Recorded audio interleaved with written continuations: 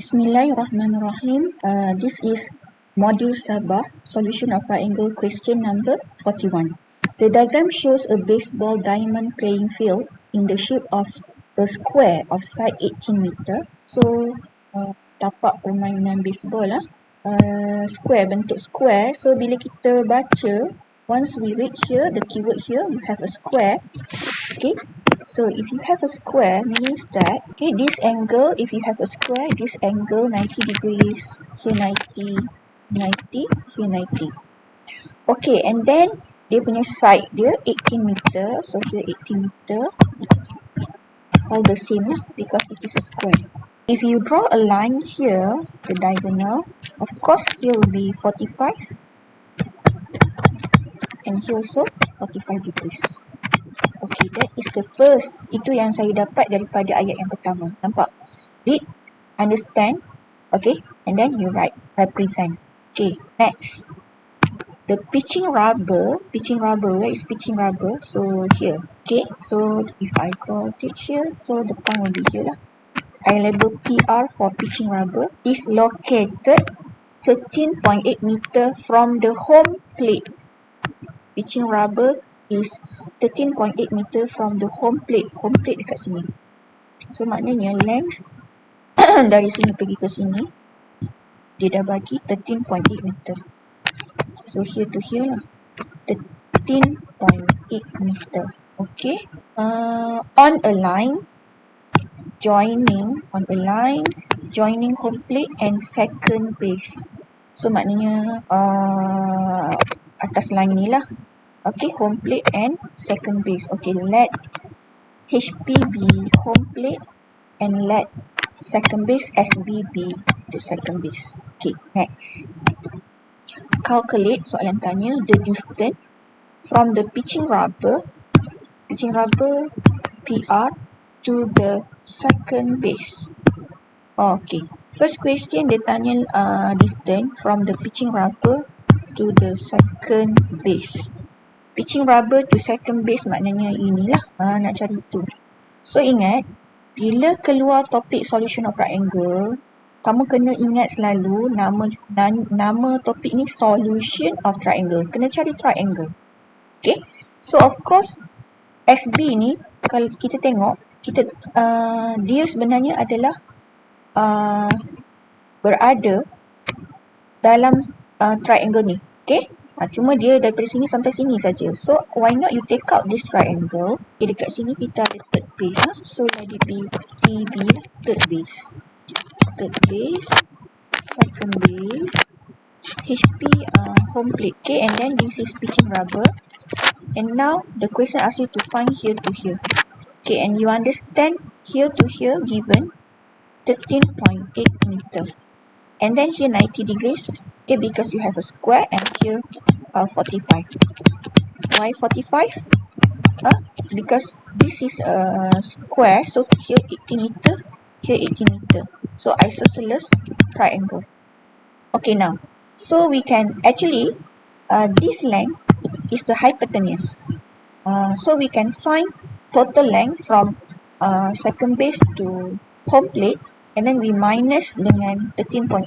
So kita akan dapat from the SB, from the second base to pitching rubber.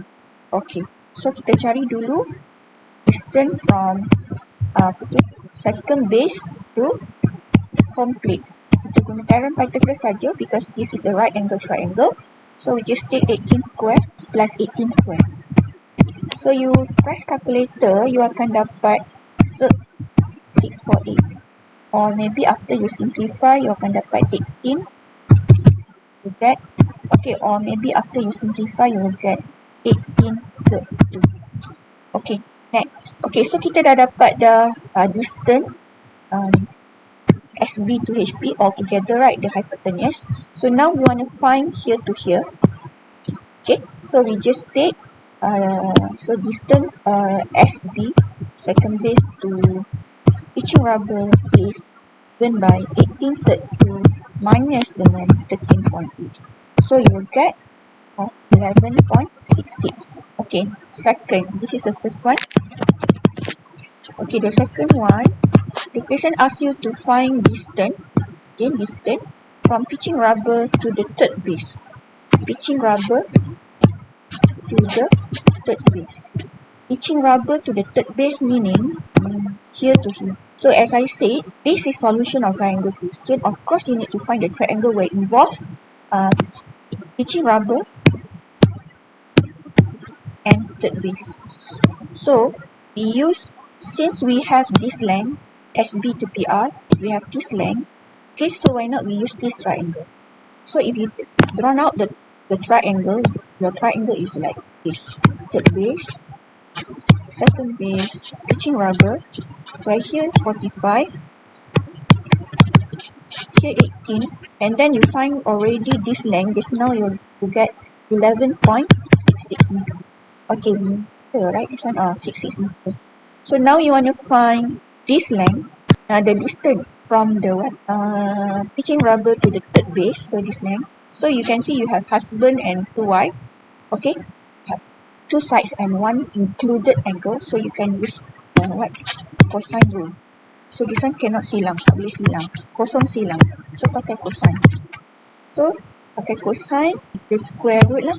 So we just take 18 square plus 11.66 square minus 2 and then copy balik. Okay, copy this one and this one. Cos. Okay, so this length in this TB to PR is opposite to this angle. So we use cos. Okay, fresh calculator, you akan dapat 12.77 meter.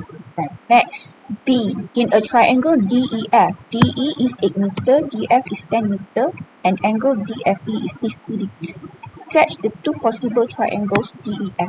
Hence, find the probable values of the lengths of. So, bila saya nampak, saya baca soalan ni, saya baca dekat sini, sketch two possible triangles. Saya dah tahu dekat sini kita ada ambiguous case. Okay, so first, DE 8 cm, DF 10 cm. So based on this information, ikut tips saya bagi, slash the same alphabet, you ada D. The same alphabet here is D. So meaning D is a fixed point. So kita letak jarum dekat D kalau kita pakai compasses lah. Okay, so tips dia, kalau dia tak ada bagi soalan macam ni, so tips dia, kamu nampak je alphabet yang sama, slash the same alphabet, that alphabet is actually the fixed point. So ingat itu that is the first one. Itu yang kita dapat mula-mula bila kita baca. Okay, second, kita compare sebab kita tahu kita nak sketch two possible triangles. Kita faham once we have ambiguous case, one of the side will swing. So kita nak tahu side mana yang akan swing. So cara dia adalah kita compare yang mana yang paling pendek. Which one is the shortest one? Shortest side. Which one? Of course, kalau kita compare DE and DF, DE is the shortest one. So DE yang akan swing. Okay? So as I said, bila you tahu DE akan swing, okay, kita ada DE, point D, point E, line, right? This side will swing. Tapi yang mana yang akan gerak? E or D? Which point will move? E or D? So macam mana kita baca soalan lagi? Okay, dia bagi tahu angle DFE is 50 degrees. Okay, kita belum dapat tahu lagi. D or E move, kita baca lagi. Sketch the two possible triangles DEF. Maknanya sekarang daripada sini, from here, dia suruh kita sketch triangle apa? Triangle DEF. Maknanya kat situ, dia kata two possible triangle. Two possible triangle. Okay, jadi bermakna automatically, nampak tak E dekat tengah? Maknanya E ni nanti, angle E tu dia akan ada dua. Satu adalah acute, another one is obtuse. Kan? Ambiguous case, kita ada two types of triangle. One is acute triangle, another one is obtuse triangle. So since dia kata kita nak kena sketch two possible triangle DEF. Of course, E tu nanti one of the angle is acute, another one is obtuse. Bermakna E akan swing. So E akan swing. Okay. So based on all this, okay. Next, let's sketch the triangle. So first, dia bagi tadi angle DFE 50. So kita sketch, kita tengok angle DFE 50. So kita draw lines. Saya letak kat sini dotted line. Kalau saya buat macam kat sini 90 lah. Okay. So sekarang saya label kat sini angle F. So but then the angle DFE there is 50 degrees. 50 degrees maknanya kalau saya letak macam ni 45. So dia lebih sikit. So kita ni lah. So here to here 50 degrees. Okay. 50 degrees. Okay, dan next kita nak letak dekat mana D dan juga E. Kat sini nak letak D ke E ke atau macam mana. Okay, cara dia sebab kita dah tahu dah tadi E nak move. E move, right? Kenapa move? Sebab tadi dia dah bagi clue kat sini. We need to sketch two possible triangle DEF. So E, the angle E there, one is acute, another one is obtuse. So angle E akan move. Bermakna saya nak letak E tu somewhere dekat sini supaya senang saya nak gerak. So saya label kat sini D lah. Actually mana-mana pun boleh, tak ada masalah. Okay, saya nak label sini D. Okay, so the point E, I akan letak somewhere atas line ni lah. Katakan saya letak kat sini. So I join these two on the straight line. So that is the side D. Okay, you can see, nampak tak tips saya bagi? An ambiguous case occurs when given to you two sides and one non-included acute angle. And the non-included acute angle is opposite to the shorter side of the triangle. So here we have ambiguous case. And here in this case, DE akan swing. Kenapa dia swing? Because DE is the shorter side of the triangle. Since we know, right, based on this information, E akan ada dua angle. Satu acute, satu obtuse. So of course dekat sini kita ada acute triangle. Okay, now let's sketch the triangle. So once again, right, slash the same alphabet so you understand D is a fixed point. Okay, the same alphabet is the fixed point. D is the fixed point. Alright, and then based on the given information, we need to sketch two possible triangle DEF. So the angle E here, okay, we have, kita ada dua jenis lah, satu acute, satu obtuse. So we understand E akan move. Okay, so D fix, E move. Okay, and then of course here is acute triangle. This is acute angle. So E akan move in. Acute dia move in lah. Okay, so let's move it. So we understand DE is the shorter side. So DE akan swing. DE swing in. Okay, let's swing. Okay, so you place the jarum at point D because D is a fixed point, and then the pencil you place at the point E there because E akan swing in. Okay, kita swing. So you sebenarnya boleh bentuk circle. The point E move become E prime. So you DE now swing. Sekarang dia dah ada kat sini. Okay, so soalan kata sketch two possible triangle DEF. Right? So your answer, the first one is this triangle DEF. So like this. You all must use ruler. DEF. Where here 50, here 10, here 8 cm. Okay, that is the first one. Next, the second one, this is acute triangle. Okay, next, the second one, okay, is this triangle. D, E prime, F. So if you draw, use ruler, here D, here F, here E prime. Where here is obtuse angle.